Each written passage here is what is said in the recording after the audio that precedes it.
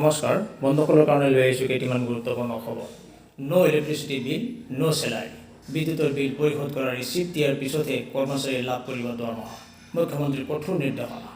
বিদ্যুতৰ বিল পৰিশোধ নকৰা যি কৰ্মচাৰীয়ে লাভ নকৰিব দৰমহা।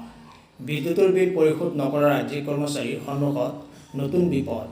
কৰ্মচাৰীসকলে বিদ্যুতৰ বিল পৰিশোধ কৰাৰ ৰিচিপ্ট নিজৰ বিভাগত জমা দিয়াৰ পিছতহে দৰমহাৰ বিল জমা দিবলৈ বিভাগসমূহক নিৰ্দেশনা দিলে মুখ্যমন্ত্ৰী হিমন্ত বিশ্ব শৰ্মা। উল্লেখ যে যেতিয়ালৈকে ৰাজ্যিক কৰ্মচাৰীয়ে বিদ্যুতৰ বিল পৰিশোধ কৰাৰ ৰিচিপ্ট জমা নিদিব তেতিয়ালৈকে দৰমহাৰ বাবে বিভাগসমূহে কোষাগাৰত জমা নিদিব বিল। এই নিৰ্দেশনা দিছে মুখ্যমন্ত্ৰীয়ে। শনিবাৰে APTCLৰ ফালৰ পৰা জাৰি কৰা পত্ৰত উল্লেখ কৰা হৈছে এই কথা। বন্ধুসকল, ভিডিঅ'টি শেষ হোৱাৰ আগতে প্লিজ ছাবস্ক্ৰাইব কৰি ল'ব। বন্ধুসকল, ইয়াৰ পিছৰ খবৰটো হ'ল 3 ভাতৃত্বই ভুৱা বিত্তীয় প্ৰতিষ্ঠানৰ নামত লুটিলে ৰাইজৰ 5 পৰা 15 কোটি টকা। হোজাইত গ্ৰেপ্তাৰ প্ৰবঞ্চক ভাতৃ। ৰাইজৰ ধন আত্মসাৎ কৰি ভাতৃত্বই শংকৰদেৱ নগৰত নিৰ্মাণ কৰিছিল এক বিশাল অট্টালিকা।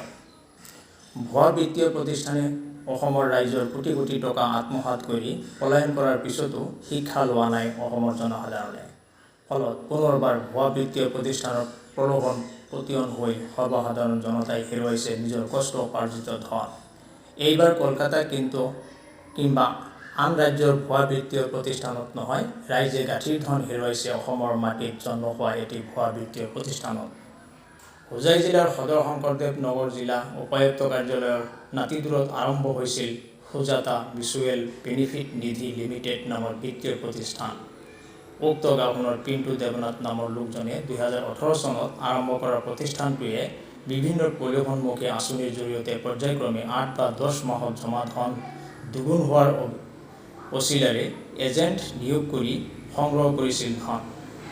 কিন্তু ৰাইজৰ ধন সংগ্ৰহ কৰাৰ পিছত উভতাই দিব নোৱাৰাত প্ৰতিষ্ঠানটোত পইচা জমা হোৱা মিথুন চৰকাৰসহ 8 গৰাকী লোকে কালি হোজাই থানাত দাখিল কৰে এখন এজাহাৰ।